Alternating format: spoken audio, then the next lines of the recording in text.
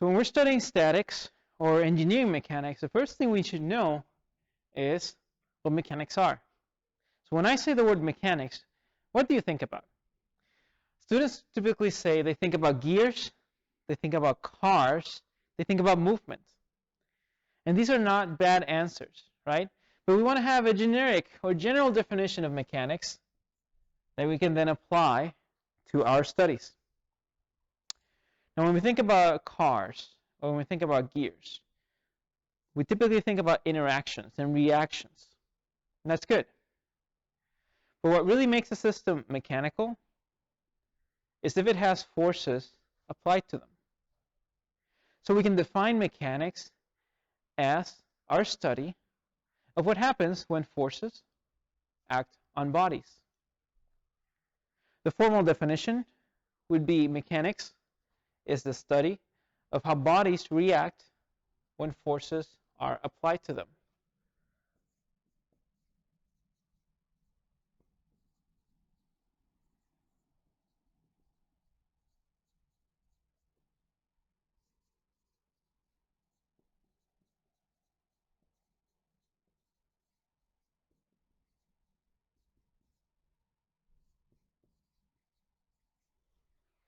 And that definition will do for this class. Now, typically, when you're an engineering major, you're going to take 4 engineering mechanics courses. You're going to take a course in statics. You're going to take a course in dynamics. You're going to take a course in solid mechanics, which is typically called mechanics of materials. And in this course, it's called strength of materials. And you're going to take a course in fluid mechanics, which is my favorite course and the funnest course, the most fun course in this list, in my opinion. And while these seemingly study separate things, they're actually all part of the umbrella of engineering mechanics. In statics and dynamics, we will study what we call non-rigid bodies. Rigid bodies. In solid and fluid mechanics, we will study non-rigid bodies. When I say rigid and non-rigid, I'm talking about the shape of the body. If the shape doesn't really change when a force is applied to it, we call it a rigid body. If the shape changes when a force is applied to it, we call it a non-rigid body. So in this class, we're going to focus on rigid bodies. Specifically, that's where the term statics comes in, we're going to focus on rigid bodies at rest. And of course, dynamics will study rigid bodies in motion. Now, when I say at rest, I don't want the term to confuse you. I asked earlier today if a bird flying at a constant speed is at rest, at least looking at it from a frame of reference of the Earth. Would an object moving at a constant speed be at rest? And some students were mixed. Some students said yes, some students said no. And I think the reason students said that it wasn't at rest was because the object is moving with a constant speed. However, we need to understand something. When I say the word at rest, I don't mean that the object is not moving. Rather, what I mean is that the object is balanced. So there is no acceleration on the object. There is no change in the object's movement. So when I say an object is at rest, we can think of an object whose acceleration is 0. That way its velocity can be either 0 or a constant. And you can do the integral to find out yourselves. Now, mechanics is a continuously developing field. And frankly, it is not my field of preference. I focus more on this side, fluid mechanics. But I will say that the entire field of mechanics owes a lot to the development of calculus, because it has allowed us to study mechanics from a purely mathematical perspective without having to rely completely on empirical observations. it has also allowed us to move beyond geometric formulations. Now in this class, we're not going to study mechanics from a historical perspective. We're going to study mechanics from an engineering perspective, which means that we will take from all of these different fields, from all the different methods, the ones that serve us the best in order to achieve our engineering goals. There is a famous name that you should know when it comes to mechanics, and that is Isaac Newton. Not only did he give us calculus, but he gave us his laws of motion. Now, before I start talking about those laws, before I start defining them, I do want to talk a little bit about some of the fundamental concepts we need to learn when it comes to mechanics.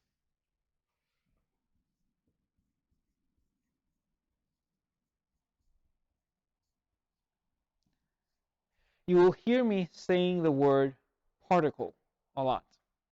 Now, when I talk about particles, I am talking about an object that is so small that even though it has a mass, we can neglect its volume.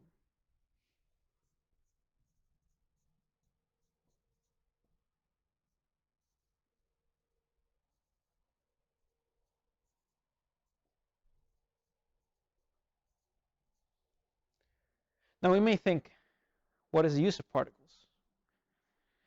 You see, body forces, such as gravity, act on every molecule of our body. And to study the effects of gravity on a body, we'd have to study the gravitational pull on every single molecule. However,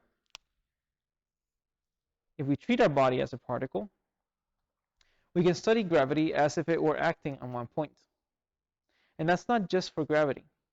For most forces, when a force is distributed over an area, over a volume, we can use a particle approach to reduce the force into just one point value. So when I say a particle, I mean an object that is so small, that has mass, but whose size and volume, therefore, is negligible. So that's the study of particles. Then what are bodies? A body is an object that has mass and that has a size. In other words, for bodies, we want to consider their masses and their sizes. Mechanics isn't the study of how particles react when forces are acted on them. Mechanics is a study of how bodies react when forces are applied on them. So we use particles as a way to simplify our studies, but the end goal is to take what we've learned and what we've applied from particles and expand them into bodies. Now, there are two types of bodies that we're going to study here, and we've already talked about them.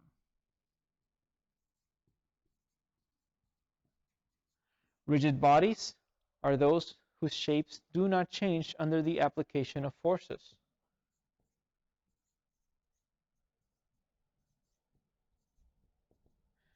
Non-rigid bodies are those whose shapes do change under the application of forces.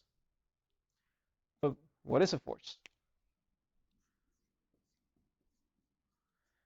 So I asked that question today, and I got a lot of interesting answers.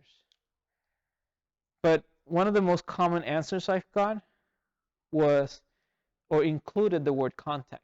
They were saying a force is what is experienced when one object contacts another. But in order for that definition to be entirely true, I would have to ask, what is in contact with us that produces gravitational force? The answer is nothing. So forces don't necessarily have to include contact. They can. I can hit this board, and the contact between my hand and the board is going to produce a force. But that's not the only type of forces there are. You see, gravity is not a contact force. Gravity is what we call a body force. It's a force that depends on the mass of two bodies, and the masses of two bodies. So if we cannot really use contact as a word that defines forces, what can we use? I prefer to use the word interaction. We can define a force as an interaction between different bodies. But an interaction isn't really enough to define a force. If you think back to your physics classes, you're going to tell me that force equals mass times acceleration. If you paid attention in your classes, you will remind me that I also need to consider these vectors. So when we look at force and we define it in terms of mass times acceleration, then how can we expand this definition? In order for there to be a force, it seems that the acceleration has to be there as well. If we look at an object with a mass m, then the bigger its acceleration, the bigger the force required for it to accelerate. So if forces and accelerations are proportional, then we could say that a force is an interaction that changes the velocity or the motion, the movement of an object. So I can add that to my definition. A force is an interaction that changes the motion of an object.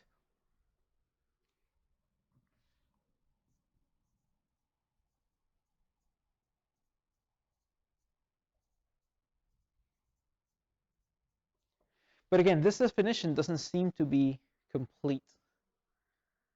I feel that I need a little bit more. Consider a sphere. The sphere is resting on the ground. What forces are acting on the sphere? You're going to say gravitational force.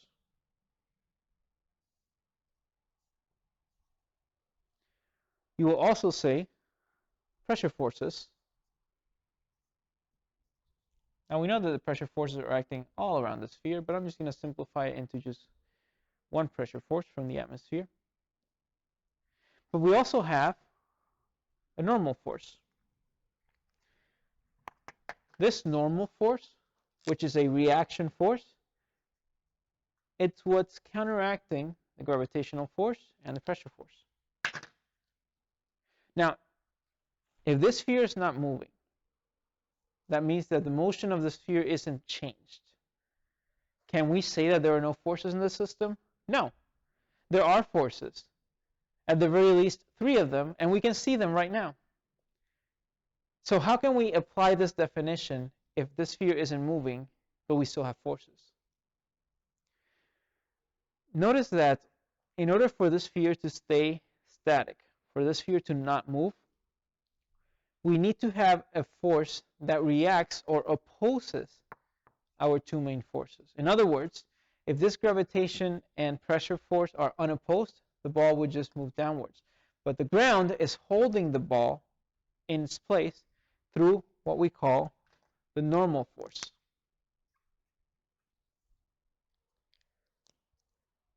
If this normal force were gone, we were to take away this normal force, the ball would just move downwards.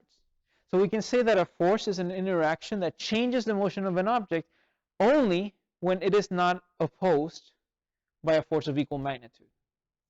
To make it simpler, I'll just say that it changes the motion of an object when unopposed. And that's how we can define a force. It seems like a textbook type definition, and if you've already taken a class with me, you know that I don't like textbook definitions. I prefer more conceptual definitions.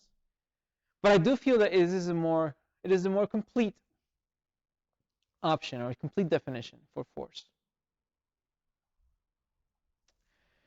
What characterizes a force? A force has a magnitude. We can say that this ball weighs 10 pounds.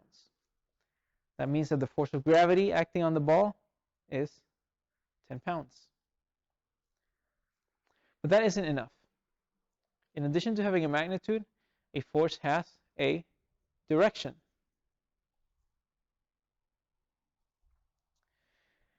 If a force, or if any number, has a magnitude and a direction, what type of number is that?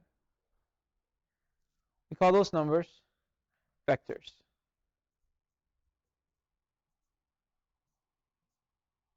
Now, vectors are different from numbers that only have a magnitude.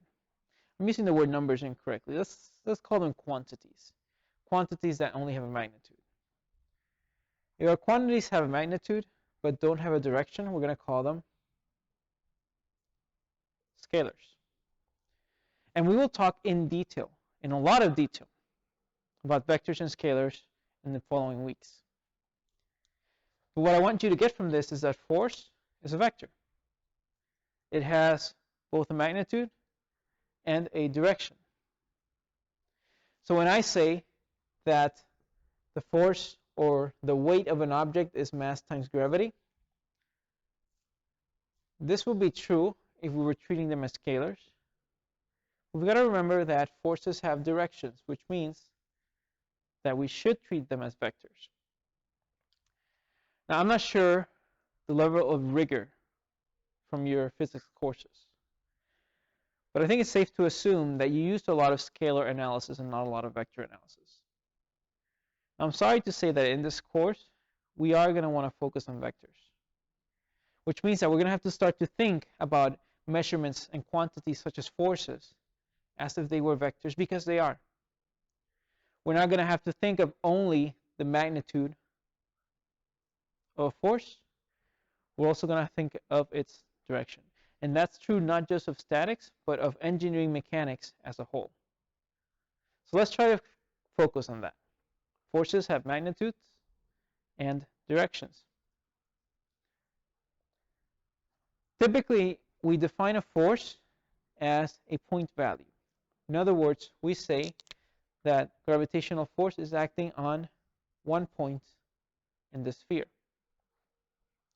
If we want to study the sphere as a whole, then we can say that gravitational force is acting on infinite number of points at each molecule.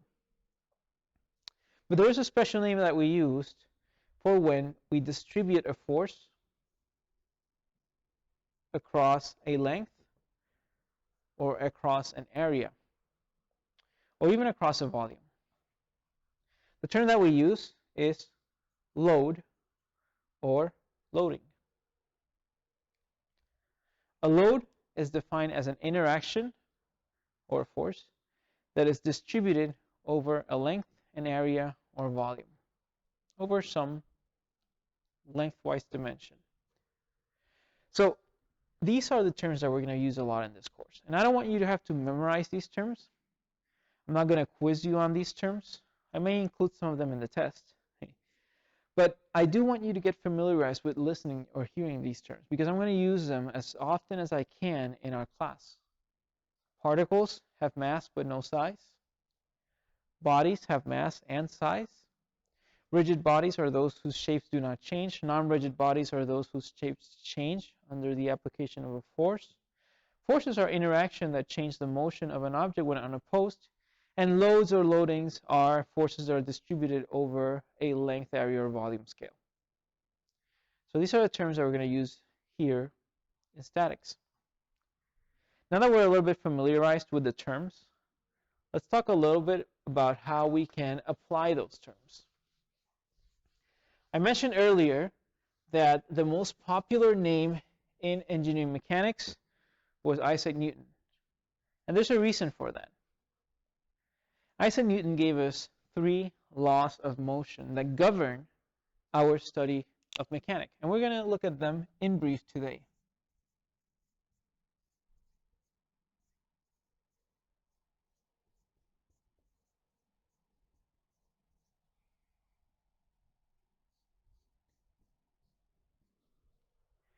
Newton's first law of motion is known as the law of inertia.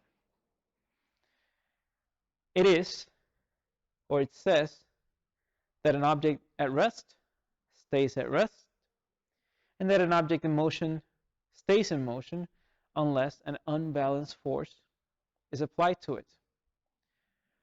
What that means is that if I have a balanced system, such as my sphere sitting on the floor,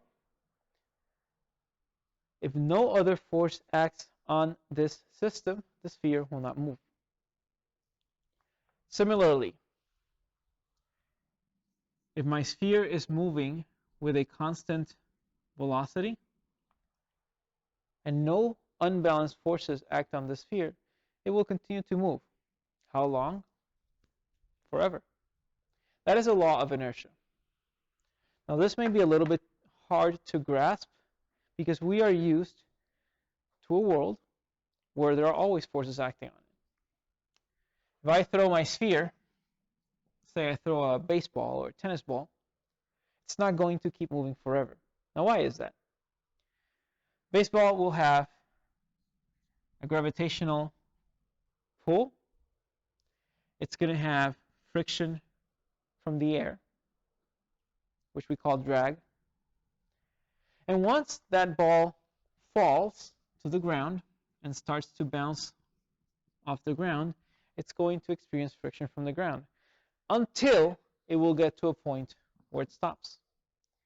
So when we're talking about inertia, we need to consider that on Earth, there will almost always be unbalanced forces, which means that it's very hard to obtain inertia for objects that have a velocity on Earth. But now we got to think. The Earth itself is rotating, which means that we don't really have an object that's fully at rest, or fully static on Earth. So we always want to think about things in terms of reference frames. Right now, if I just stay perfectly still, you're not really going to feel that I'm moving, even though we are, because we're on the surface of the Earth. That is because our frame of reference right now is the Earth. We move with the Earth, so we don't experience its movement. I mean, we do at a certain scale, but not right now.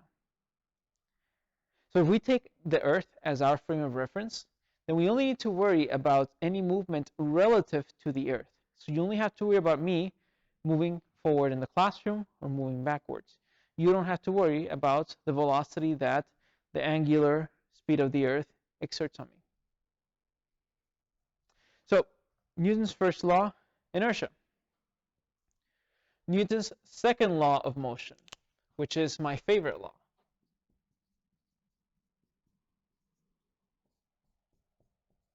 is the famous F equals ma law. But that's not really what the law says.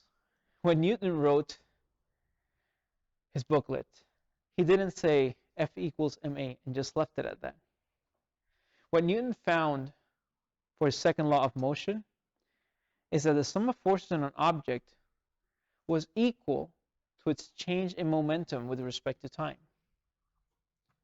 So really, if we want to write it in an equation form, we would say the sum of forces is equal to the change of an object's momentum with respect to time. And that makes sense, because momentum is mass times velocity. And we already said that a force is an interaction that changes the motion of an object. In other words, it changes its velocity. So the bigger the change in this velocity is, the bigger the force will be. And that seems to agree with our F equals ma definition. But how do we go from this, sum of forces in a system is equal to a change in momentum with respect to time? How do we go from that to F equals ma? Well, let's think about it. If we define our system as a constant value of mass, and we're following a constant value of mass, let's say a sphere whose mass will not change, then what can we do with this mass term in the derivative? If the mass of an object doesn't change with time, and that's a pretty good assumption to make, right? Matter cannot be created nor destroyed. So if the mass in a system, which itself has a constant mass, does not change with time, then we can treat it as a constant, and we can take it out of our derivative. what that leaves us with is a change in velocity with respect to time. And how do we define a change in velocity with respect to time? As an acceleration. And that's where F equals ma comes from. You may be a little bit confused seeing the sum, but remember, F equals ma deals with our unbalanced forces. It deals with the total or net force in a system. And the total or net force in a system is equal to the sum of all the forces acting on it. So that's Newton's second law of motion. Newton's third law of motion is another popular one. For every action, there is an equal but opposite reaction. Now, you've already talked a lot about that one in physics, right?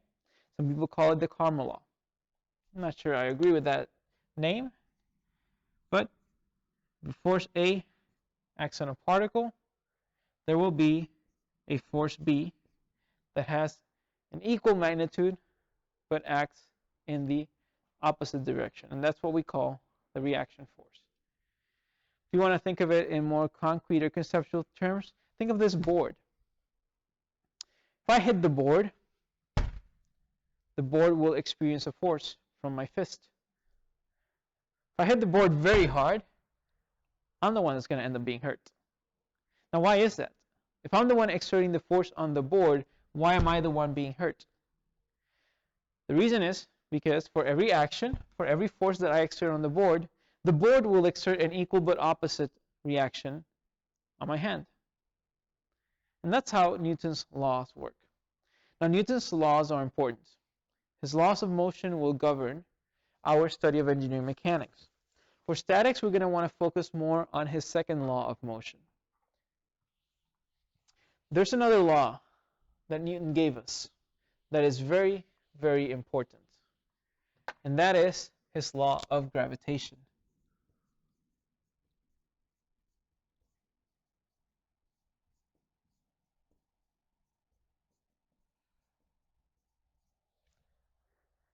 If I were to ask you, given the mass of an object m, calculate its weight, what would you say? You would say weight is equal to mass times gravity. And that's correct. But where does that come from? Well, you can say we know that force equals mass times acceleration, and the acceleration that gravity exerts in a body is g. Okay? But where does that come from? We already talked about gravity as being a body force. In other words, a force that doesn't really require a contact between two bodies. And Newton found that the force of attraction between two objects, I'm going to call it F sub g, is equal or proportional to the product of the masses of those two objects and inversely proportional to the square of the distance between the two objects. Now, because they are proportional, that factor of proportionality is what we call the universal gravitational constant, or capital G. What this means is that if you know the masses of two objects and the distance between them, then you can figure out what the force of attraction is between those two objects. Now, at first, this may seem a little bit strange because I don't really feel any attraction between my hand and this desk. But there is a force. The reason we don't really feel it is because this number, the universal gravitational constant, is a very, very small number. 66.7 times 10 to the minus 12 meters cubed per kilograms times second squared. Very tiny number. However, if one of our masses is really, really, really large, then we can experience this force. Think of the Earth. This is planet Earth. And here's me. Earth has a mass of m2, and I have a mass of m1. We know that there is a force of attraction between us and the Earth, because we're experiencing it right now. That's the reason why there's a force that is pulling us downward. And using Newton's law of gravitation, we can calculate that force. That force will be equal to the universal constant of gravitation, 66.7 times 10 to the minus 12, times the product of the two masses, my mass, m1, and the Earth's mass, m2, divided by the distance between the two bodies.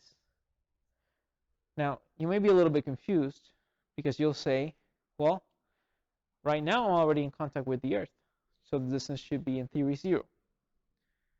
We don't want to think about it in those terms. Right now, assuming that our Earth is homogeneous, let's think about it in terms of the distance of the center, or the centroid, of the object. It's not a completely accurate statement, but for these purposes, since we're just starting to learn about statics, we can think about it in terms of the centroid of the objects.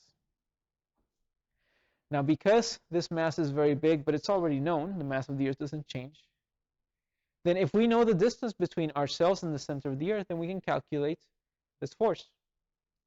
Now, I can rewrite or rearrange these terms to have my mass on one side and to have the universal gravitational constant, the mass of the Earth, which is a constant, and the distance between the center of the Earth and its surface, which we can treat as constant, on the other side.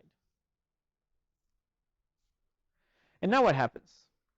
If we multiply 66.7 times 10 to the minus 12 times the mass of the Earth, and we divide it by the radius of the Earth, just assuming that it's a sphere, we're going to get a number that's really, really close to 9.81. It's actually closer to 9.82. But what I'm getting at is, if you multiply these three terms, then what we get is that the gravitational force, or the force of attraction between the Earth and any object on it, should be equal to the mass of the object times this term, which ends up being roughly 9.81 meters per second squared. And that is where our gravitational acceleration comes from. We always memorize these things, and that's okay. But we need to understand that this number didn't just spring out of nowhere. Well, this one did, and there is a story about that. Think of it this way. If I climb a very tall mountain, my distance from the centroid of the Earth changes, right? So, in theory, if my distance changes, then this constant should also change. So based on that, can we treat gravitational acceleration as a constant?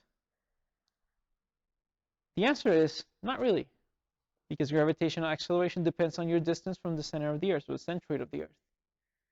However, for engineering conditions, for the problems that we will solve and the things that we will develop, the difference in elevation is going to be small enough that it won't affect this value, or at least it won't affect it to 3 significant units. So that means that it is a safe assumption to say that the gravitational acceleration is 9.81 meters per second squared. Now I want to ask a couple of questions, and I would like for you guys to discuss these amongst yourselves. How does the equation for weight, F equals mass times 9.81, how does that compare to Newton's second law of motion? If you look at the equation, you'll see that we have a product of a mass times a vector. So think about that. Does an object's weight change as its elevation increases? We give a brief example here, so think about it. And finally, I'd like for you to ask yourselves, is it okay for us to treat gravitational acceleration as a constant? But I want you to really think about why. I'm going to say a lot of things in this class where I will use the word assume. Assume standard engineering conditions. Assume atmospheric pressure. Assume that there are no other body forces other than gravity. Assume this, assume that. And I don't want you to just take my word for it. I want you to understand why we are making such assumptions, and I want you to determine for yourself if these assumptions are good or not. So think about this. I told you that yes, we can take gravitational acceleration as a constant, but I really want you to determine how. If you don't know why or how, I'll give you a hint. Try to calculate the weight of an object at sea level, and then calculate the weight of the object on top of Mount Everest. See if that difference in weight is enough to actually impact your engineering design. What can you design? Well, that really depends on your application. You can think of the design of a scale. We can think of the design of a car. But that will be up to you. Now, before we finish today, we still have a bit more to cover. I want to go over some of the prerequisites that we need to know in order to study statics. Now, for most of you, everything that we've just covered is already a prerequisite. But for some of you, this was new information. However, what I'm going to cover today is something that I'm almost positive that you've already covered. We're going to talk about dimensions and units. If I ask you what dimensions are, you will answer. If I ask you what units are, you will answer. You know the answers to these questions. However, I do want you to understand really what they represent. Now, for the purposes of time, in the interest of time, we don't really have an entire lecture to dedicate to dimensions and units. Instead, I just want to refresh you on these concepts. But if you do want more information on dimensions and units, you can watch my first lecture video for fluid mechanics where we cover dimensions and units. In this class, we're going to cover 4 basic physical quantities. Those are length,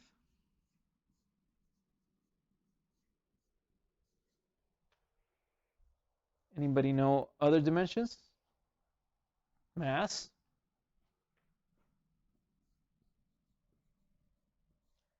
time, and force. Almost every problem in this class will involve one or more or all of these 4 basic physical quantities: length, mass, time, and force. We can relate all of these quantities to each other through Newton's second law. Because Newton's second law, right, said that the sum of forces is equal to the change in momentum. So what do we have here? We have a force. We have a mass. What is velocity? Velocity is nothing but length over time. And I'm going to simplify this. Instead of looking at this in terms of vectors, I'm going to look at forces in one direction.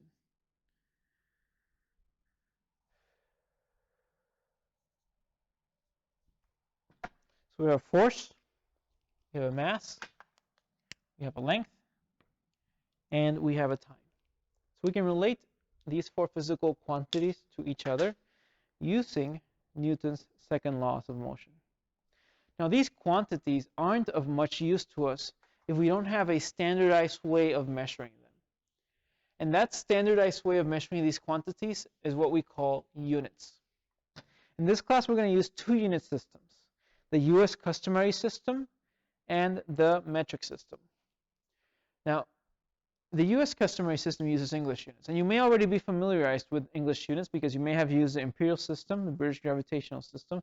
However, there are a couple of differences, particularly in how we measure mass. So I want to focus on the US customary system because most of you are planning to graduate and work here. But we also have to cover the metric system because in research in research, right, in academia, and also outside of the United States, metric units are the dominant unit system. Again, if you want a more thorough discussion, you can look at my fluids lecture video where I cover dimensions and units. Now, each of these four basic physical quantities have their own respective units in the US and the metric system or international system. For length, the standard measurement in the US units is a foot. Notice that I said standard measurement. I didn't say the only measurement, because for length we can also measure them in yards and inches. In metric units, the international system, the standard unit of measurement is a meter.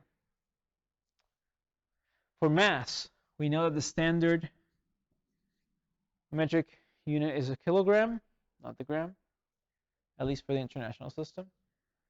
But when it comes to the US system, because you're used to other systems that use English units, you may want to say the pound mass. But that's not the case. In the US customary system, the unit for mass will be the slug. Time is easy, seconds. We're all familiar with it. And for force, we know that we measure force in pounds or in newtons. There are relationships between these units, and these relationships can bring us back to Newton's second law. Again, and you're going to get tired of me writing it, but if we say that force equals mass times acceleration, let's look at scalar quantities now, let's not focus on vectors, then we can apply this or express this in terms of our units. In English units, our force, which is pounds, should be equal to a mass, which is slugs, times an acceleration, which would be feet per second squared. And this actually gives us the tools we need to convert between forces and masses, between pounds and slugs. Because now, if you know an object's weight in pounds, then you can actually calculate the measurement in slugs. A slug is a measurement that depends, right, on the acceleration of an object. But we're not going to talk about it too much right now. When it comes to the international system, we have newtons, you have kilograms, meters per second squared. So we can relate newtons to kilograms. That means that we can define a newton as kilogram times meter per second squared. So we use Newton's second law to combine all of these values. To convert between unit systems, so we want to convert between US and metric systems, we use conversion factors. 1 pound is equal to 4.448 newtons. I'm not a fan of memorizing conversion factors. Never actually been good at them. And you don't really have to memorize them because the FE will have a list of conversion factors, and our exams will also include that list. But just so that we are familiarized with them right now, 1 slug is equal to 14.59 kilograms. And 1 foot is equal to 0.3048 meters. I'm going to leave these in the board so we can work on a couple of examples and see how we can convert from one unit system to another. Let's do an example. Let's convert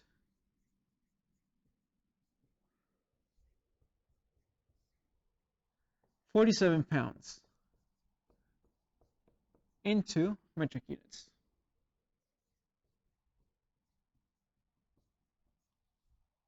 How can we do that?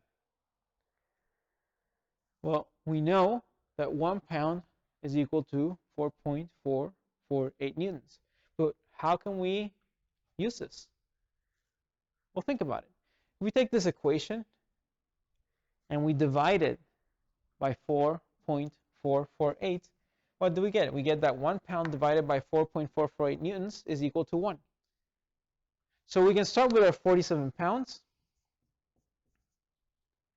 and we can convert it by applying this conversion factor. Another question is, in which order? We want our pounds to be gone. We want them to disappear from this expression. And instead, we want to end up with the standard SI unit for force, which is newtons. We want pounds to be gone, we want newtons to stay. So when we multiply this number by the appropriate conversion factor, we want to make sure that the unit that we want gone is at the bottom. In this case, 1 pound is at the bottom, and 4.448 newtons is on top. Now, mathematically, what does this mean? Well, notice that pounds cancels with pounds. So we get 47 times 4.448 newtons divided by 1. And what does that give us? Around 209 newtons. And that's how we convert units. I know a lot of you have done this before, and some of you may be looking at me like, why are we doing this? We're not high schoolers. We're not middle schoolers. But I do want to refresh, right? You would be surprised to see how many of you are actually not very good at converting units. And I'm not saying that as an insult or a diss or anything. I just think we should be honest that some of us may need a little bit of practice. So yeah, we got 47 times 4.448. Let's try a second example. And this example is going to be straight from the book. Let's do example 1.1 from the book. 14th edition. Let's convert 2 kilometers per hour to feet per second.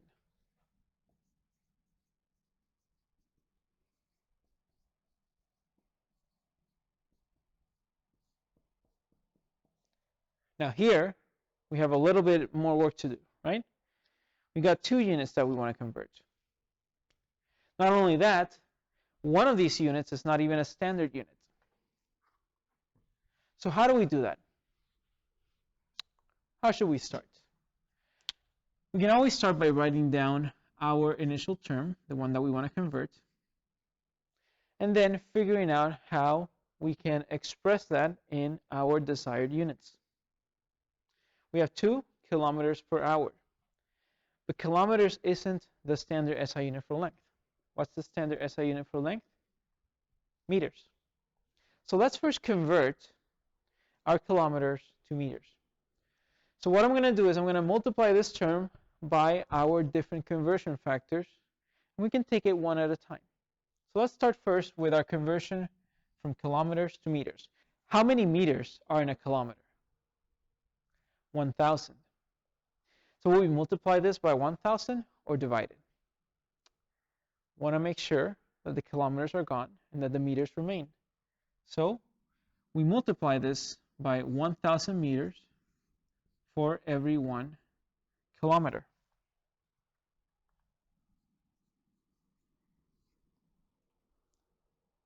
Notice that kilometers cancels out,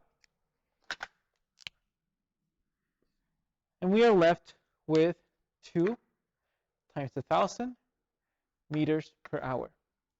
So what's next? We can convert hours to seconds. How many seconds in an hour? We know that there are 60 seconds to a minute.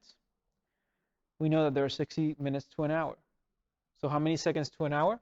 60 times 60. That's 3,600. Do we want the 3,600 seconds to be on top or on bottom? Remember, we want to get rid of our hours. Therefore, it would be good if we keep our 3,600 at bottom. We got 3,600 seconds for every 1 hour. Now look at what happens. Hours cancels out with hours. And we end up with 2 times 1,000 divided by 3,600 meters per second. We're almost there. We want our final answer to be in feet per second. So now we say how many meters to a foot. We have 0.3048 meters to a foot. You can also say we have 3.28 feet to a meter. But I'm just going to use what I already have here. We have 0.3048 meters to a foot. Then do we want the 0.3048 on top or on bottom? Remember, we want to get rid of our meters.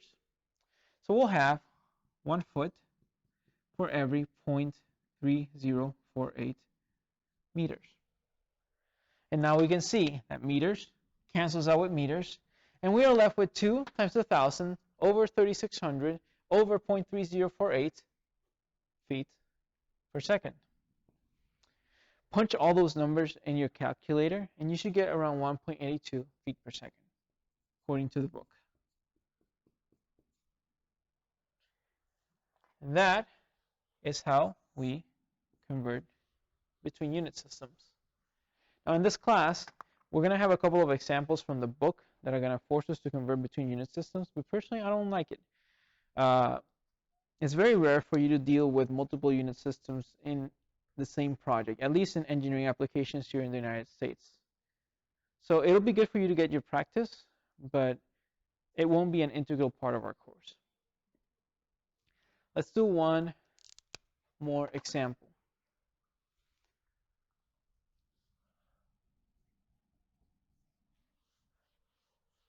Let's determine the weight of an object with a mass of 8 kilograms. So if an object has a mass of 8 kilograms, what is its weight? And let's make it interesting. What is its weight in pounds? How do we do that? First of all, how do we relate mass to weight? We know that weight is equal to mass times gravitational acceleration. But what gravitational acceleration? If I don't specify, it's safe to assume that our object is on Earth. And there's a couple of safe assumptions that we're going to use throughout this course. We're going to learn about them as we move on through this course. So, if I don't specify, assume that the object experiences gravitational acceleration. I'm going to write it here so we can remember.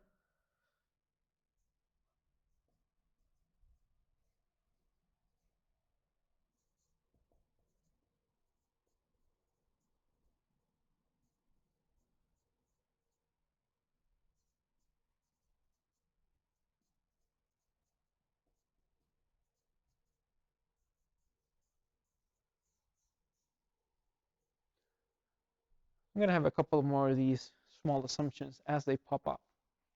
So what's the weight?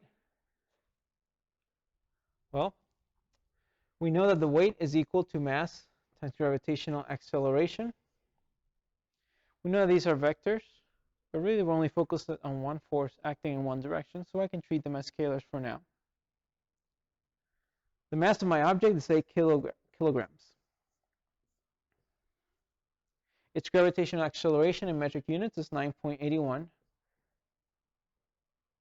meters per second squared.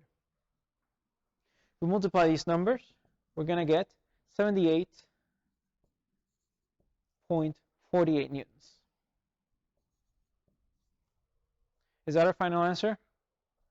It's not. We want our answer in pounds. So I'm going to rewrite this down here, 78.48 newtons.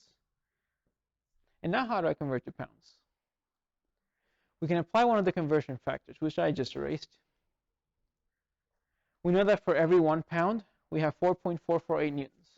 Would the 4.448 newtons go on top or on the denominator? On the denominator, right?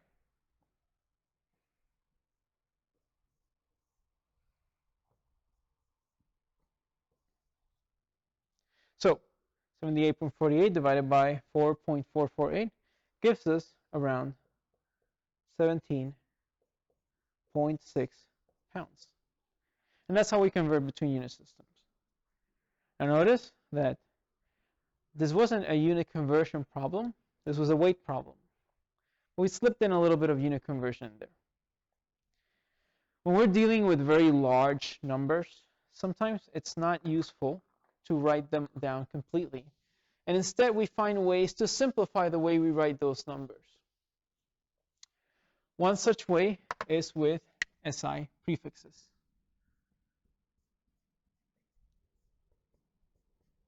I have a table on my lecture notes, and you have a table on your book that shows you the most common SI prefixes. But just to review a couple.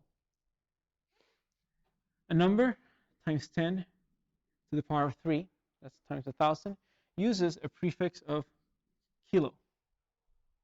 For example, 1,000 meters can be expressed as 1 kilometer, just like in the example we worked earlier. A number times 10 to the negative 3 uses the prefix milli, which means that 0.001, let's say seconds, can be expressed as 1 millisecond. A number times 10 to the power of negative 6 will be micro. 10 to the power of negative 9 will be nano. 10 to the power of 6 is mega. 10 to the power of 9 is giga. But these are the two common ones that we will use in this course. I'd like for you to get familiarized with these prefixes because sometimes it'll be a lot easier to express numbers using these prefixes. And if you don't want to use those prefixes, at least get comfortable with using scientific notation. So writing numbers in terms of their powers of 10. I've already learned all this before, so we don't have to go into detail. But just like with the rest of our topic, if you want to refresh a little bit more, look at my fluid mechanics video for lecture number 1. There's one more thing before we finish. We're almost done, I promise. In our study of engineering mechanics, we need to ensure that our equations are dimensionally homogeneous. Now, an equation is dimensionally homogeneous if all of the terms in the equation have the same dimensions. In other words, for this equation, a plus b equals c, to be dimensionally homogeneous, then if a is a length, then b has to be a length. And c also has to be a length. And that satisfies our dimensional homogeneity condition. Now, when I say terms, notice that I'm referring to a, b, and c. Let's make this a little bit more complicated. What if we have the equation ab over 2 plus c equals d squared? Do a, b, c, and d need to have the same dimensions? No. The terms in the equation need to have the same dimensions, but not the variables. In this case, ab over 2 is the length. Let's just give it that dimension, which means that c has to be a length, which means that d squared has to be a length. So when I say that terms in an equation have to be dimensionally homogeneous, I really mean terms, not variables. In this lab, we're going to study, in this lecture, it's not a lab, we're going to study multiple equations, and they should all satisfy the condition of dimensional homogeneity. Now, before we finish, let's do one final example where we put this dimensional homogeneity in action. You've seen the equation S equals Vt plus 1/2 At squared. I'm sure you've seen this in physics, right? Now here's my question. Is this equation dimensionally homogeneous, and why? Well, if you studied in physics, you may think, well, yes, it has to be. Who knows? Maybe you're right. But how do we know that this equation is dimensionally homogeneous? First of all, S is the displacement of an object, right? And what dimension is that? It's a length. So if S is a length, then what does this term, Vt, have to be equal to? In order for this equation to be homogeneous, Vt needs to have dimensions of length. So let's look at that. What are the dimensions of velocity times time? We know that the dimensions of velocity are length over time. We multiply this by time, and notice that our time terms cancel out, and we end up with a length. So we're good. But we have one more term. 1/2 times acceleration times time squared. Is that a length? Let's look at it. What are the dimensions of 1/2 times acceleration times time squared? 1/2 has no dimensions. The dimensions of acceleration are length over time squared. You multiply that by time squared, and you end up with a length again. So is this equation dimensionally homogeneous? The answer is yes. It is. Now here are a couple of things to remember. When you're working in this class, we're going to have a lot of homework problems. We're going to solve a lot of problems from the book, and we're going to solve problems in class, at home, and during the tests. It's very important for you to always show your units. If you don't show me your units, I don't know if your answer is correct or not. So always, always show your units. When you are making computations, you may feel tempted to round your numbers, but I would hold off on rounding until you have your final answer. So yes, round your final answer so that you can present it in a clean way, but while you're doing your calculations, try not to round numbers. And if you're going to separate your units, use dots. For example, this is 1 millisecond. But what if I want to write 1 meters times second? They will look exactly the same. So instead, let's use a dot to separate our units.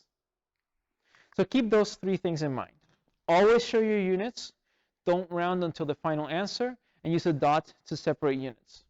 And I think we should be fine. Next week, we're going to look at a very thorough and rigorous review of vectors. It's going to be tiring.